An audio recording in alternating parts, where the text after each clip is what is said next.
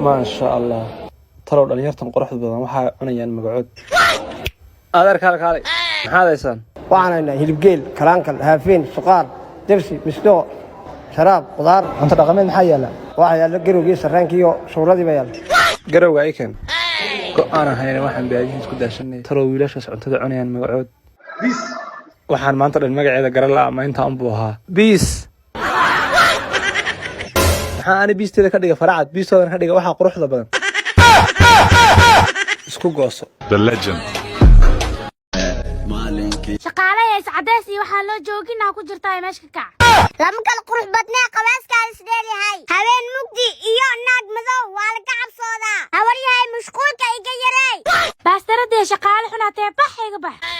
adin ku baryaay shaqaa sharaf leh shahaada ceeb duqiya qaalidaa way budbudte shaqada jaabka gisho